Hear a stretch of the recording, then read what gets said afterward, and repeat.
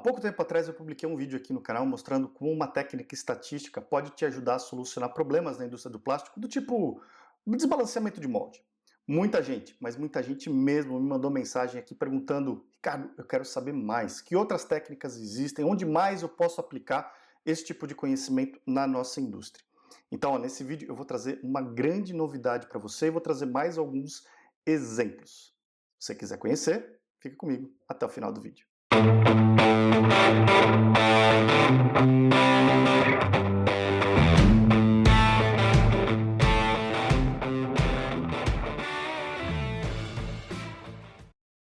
Olá, Ricardo Cusiol com mais um conteúdo que te ajuda a ter sucesso nos seus projetos com polímeros. No vídeo de hoje eu vou trazer mais um exemplo muito legal do uso de conhecimento, da ciência, da estatística para solucionar problemas na nossa indústria, mas também que podem servir para a indústria em geral. Qualquer tipo de indústria de transformação pode se beneficiar desse conhecimento. Então, se você ficou curioso, ficou curiosa, fica comigo até o final do vídeo que a gente vai bater um papo bem interessante. Olha, se você gostar desse conteúdo aqui, já deixa a sua curtida, o seu comentário, compartilhe o link desse vídeo com todo mundo que possa se interessar pelo tema. Me segue nas redes sociais, sempre como Ricardo Cusiol. Conhece os meus cursos online e tem uma grande novidade sobre cursos online, os links estão na descrição desse vídeo. Acompanhe o vídeo que eu vou trazer uma grande novidade para você, tá? E se você tem produtos e serviços para a área de plásticos e quer vê-los anunciados aqui no meu canal, entre em contato comigo, com a minha equipe, os links estão na descrição do vídeo e a gente vai bolar um plano de divulgação bem interessante para você. Fechado? Bom, vamos lá, vamos entrar no nosso conteúdo aqui. Eu vou trazer então mais um exemplo de aplicação de conhecimento, principalmente da parte de estatística, para solucionar problemas, em particular na nossa indústria do plástico. A nossa indústria, como muitas indústrias de transformação, lida com grandes volumes de fabricação, normalmente peças que têm variáveis que precisam ser controladas do tipo peso, dimensional, até alguns tipos de defeitos superficiais, visuais, que a gente classifica como defeito ou não defeito. Enfim, existem uma série de critérios e que dão para a gente uma grande oportunidade de aplicar conhecimento para resolver problemas.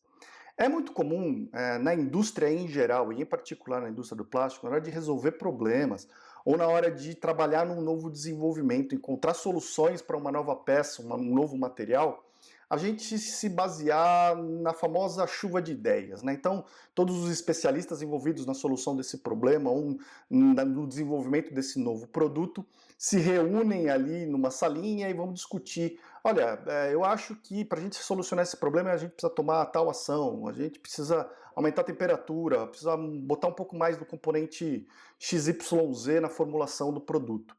E por incrível que pareça, esse tipo de abordagem tem um nível de sucesso bastante interessante. Isso porque nós temos profissionais muito bons na nossa indústria, com muita experiência, que conhecem muito bem o que estão falando, então não chega a ser um chute.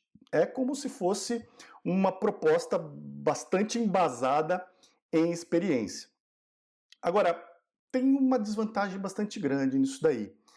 A partir do momento que a gente pega problemas que, primeiro, a gente talvez não tenha se deparado antes, e segundo, quando alguma experiência que a gente propõe, né, com alguma solução que a gente propõe, não atinge o resultado esperado, esse processo ele tem que se repetir e pode acontecer ele ter que se repetir várias e várias vezes até que de fato uma solução apareça. Então existem várias técnicas estatísticas, várias técnicas que podem ser aplicadas de forma e de forma sistemática, de forma que a gente possa encontrar uma solução para problemas de forma mais rápida e principalmente com dados, com números embasados que possam facilitar a comunicação com o cliente, mostrar e provar que aquela solução implementada e proposta é a solução que vai trazer melhores resultados. Tá certo? Então, eu quero trazer um outro exemplo de como é que a gente pode aplicar essa técnica aqui, porque eu realmente acredito que a nossa indústria pode se beneficiar a partir do momento que a gente começar a utilizar essas técnicas estatísticas mais frequentemente. Tem muitas empresas que utilizam, têm excelentes resultados e eu quero compartilhar um pouquinho desse conhecimento com você. E aqui vem a grande novidade que eu estava prometendo. Eu acabei de criar um novo curso online que mostra todas essas ferramentas estatísticas do básico até ferramentas bem sofisticadas para te ajudar a resolver problemas, para te ajudar a fazer análises e tomar decisões embasadas em estatística. O curso se chama Estatística Básica, aprendendo a fazer os cálculos na mão, ou seja, você vai aprender a mecânica desses cálculos, lógico, resolvendo os problemas com papel e caneta, ou com uma calculadora, ou com uma planilha de Excel, mas sempre entendendo o processo, entendendo a mecânica das coisas, de forma que você possa aplicar nas situações do seu dia a dia de forma simples, rápida, sem depender de pacotes de software caríssimos e difíceis de aprender, tá certo? Então eu vou mostrar um exemplo agora para você de uma técnica que você vai aprender em mais profundidade no curso, mas principalmente como é que você pode aplicar esse conhecimento agora aí na sua indústria de transformação de materiais plásticos, tá certo? Então acompanhe esse exemplo aqui comigo agora. Vamos lá, vamos ver o nosso exemplo. E dessa vez eu vou mostrar no Excel para você ver que a gente pode utilizar essa ferramenta que muita gente tem acesso, né? Praticamente todo mundo tem acesso ao Excel, e a gente pode usar uma planilha eletrônica para solucionar problemas até relativamente sofisticados dentro da nossa indústria. A ferramenta que eu vou mostrar para você se chama ANOVA, que é a análise de variância, e você vai aprender ela em detalhes muito bem definidos no curso Estatística Básica, aprendendo a fazer os cálculos na mão. Aqui eu vou mostrar uma pequena parte para você entender uma aplicabilidade dela na nossa indústria, na indústria do plástico. Tá? Então, o contexto que eu trouxe aqui é o seguinte. Tá? Imagina que a gente está desenvolvendo a formulação para um novo material plástico. Tá? Então eu estou desenvolvendo esse novo material, ele vai levar alguns aditivos ali, e eu preparei 4 formulações desse material, e para esse material em particular, a propriedade de interesse mais importante é a resistência a impacto. Então eu quero saber, olha, eu fiz várias formulações aqui, né? Tenho 4 formulações diferentes. Existe diferença entre a resistência a impacto para cada uma dessas formulações? Porque se existir essa diferença, isso indica que eu tenho como mexer nessa resistência a impacto na formulação. Se não existir, isso pode ser algo bom, pode ser algo ruim, vai depender do contexto, mas significa que, olha, fazendo formulações diferentes aqui, eu não tenho como mexer nessa propriedade. Tem alguma coisa além do que o que eu estou fazendo aqui, e aí talvez a gente precise buscar outros caminhos e fazer outras análises, tá? Mas basicamente o que eu quero fazer aqui é o seguinte, comparar a resistência ao impacto de cada uma dessas formulações e ver se elas oferecem resistências diferentes em função dos componentes de cada uma dessas formulações. Agora, olha só, isso aqui poderia ser aplicado para qualquer outra situação dentro da nossa indústria, né? Então, aqui eu tenho uma tabela com os valores de resistência a impacto, que é a análise que a gente quer fazer agora. Mas imagina o seguinte, ao invés de 4 formulações, eu poderia ter 4 cavidades diferentes e eu queria avaliar o peso da peça, né? Ver se existe alguma diferença entre o peso de cada uma das cavidades, né? Então poderia ser essa situação. Poderia ser o seguinte, 4 tipos de regulagem de processo de injeção diferentes, e onde eu estou variando em cada um deles o tempo de recalque, por exemplo. E aqui eu estou medindo o peso da peça, ou eu estou medindo o alongamento dessa peça, né? Poderia ser aqui também uma variabilidade de temperatura de molde, então primeira temperatura, segunda temperatura, terceira temperatura, quarta temperatura, e aqui eu estou medindo uma dimensão específica de interesse na minha peça. Então, esses são alguns exemplos de coisas que a gente pode fazer para aplicar esse conhecimento e trazer informação de qualidade embasada, técnica, para a nossa indústria. Tá? Porque muitas vezes o que vai acontecer é o seguinte, eu tenho aqui, por exemplo, as médias da resistência ao impacto de cada uma dessas formulações. E a gente pode ficar tentado a simplificar as coisas e falar assim, olha, eu estou vendo diferença entre essas médias, né? Tem 4 médias diferentes aqui e, enfim, a formulação faz diferença, né? Mas será que é isso mesmo? Será que a gente pode dizer que a formulação 3 é diferente da formulação 4, diferente da formulação 2? Com base em dados, provar isso matematicamente? É isso que essa análise vai dizer para a gente, tá? Então como é que ela funciona?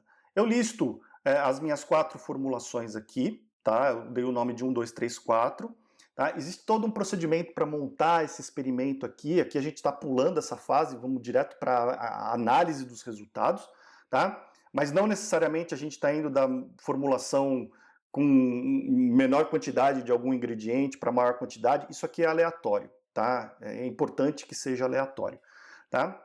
Então eu tenho os valores medidos de resistência a impacto para cada uma das formulações. Eu tenho os totais, né, que é a soma de cada uma dessas colunas aqui. Então eu somei esses valores aqui, coloquei aqui nessa linha roxa, tá? Somei esses valores ao quadrado, então peguei o primeiro valor, elevei ao quadrado, somei com o segundo valor ao quadrado, somei com o terceiro ao quadrado até o quinto valor, e tá aqui, ó. Então para cada uma das colunas eu fiz a somatória de cada um desses valores elevado ao quadrado. Tem os totais aqui, então, também. Esse aqui, laranjinha, é o total dessa linha, e esse roxinho é o total dessa outra linha aqui, tá? Tenho as médias de cada uma das formulações, o desvio padrão de cada uma das formulações e a média total, que não é a média das médias, mas é a média de todos os valores aqui. Eu tenho um total de 19 medidas de resistência a impacto e 4 formulações diferentes. Tá? Uma vez que eu montei uma tabelinha como essa para fazer a minha análise, o próximo passo é definir duas hipóteses, né? Então a gente quer avaliar se existe alguma diferença entre a resistência a impacto dessas diferentes formulações. A primeira hipótese é que não existe diferença. Todas as formulações têm a mesma média de resistência a impacto. Lembra, eu peguei uma amostra aqui, são 5 corpos de prova que eu testei de cada formulação, mas se eu fosse analisar todas as peças que eu posso produzir com a formulação 1, com a 2, com a 3, com a 4, eu poderia dizer, não, olha, a média de toda a população aqui é igual, não tem diferença entre a formulação 1, 2, 3 e 4. Essa diferença nas médias que a gente está vendo aqui é simplesmente ao acaso. É uma variação normal, aleatória, que a gente pega por questão de amostragem, tá? E a outra alternativa é, não, olha, existe sim uma diferença. Pelo menos uma dessas formulações aqui tem uma média diferente. Então, vai dar um resultado de resistência a impacto diferente para a gente, tá? Então, a gente tem essas duas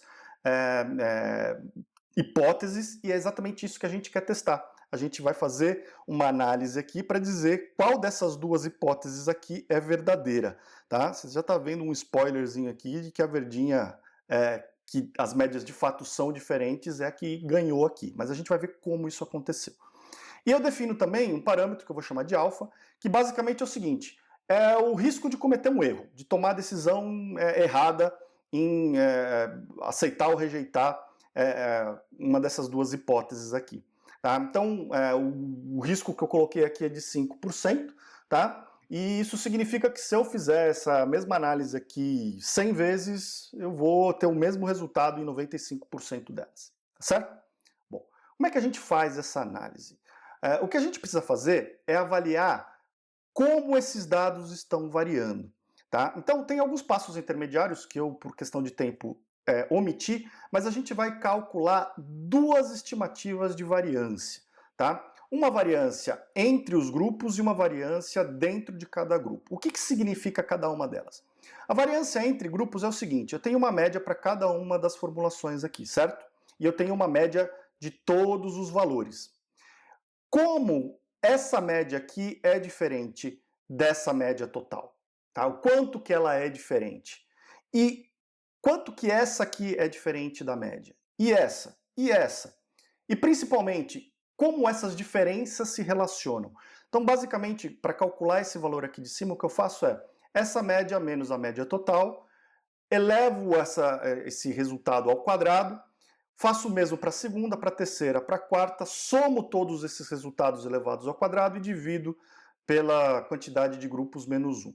Tá? Então eu vou ter, isso resumindo de forma bem simples, tem alguns passinhos adicionais aqui, tá? Mas é como a gente, em geral, calcula essa variância entre os grupos. O que eu estou querendo saber?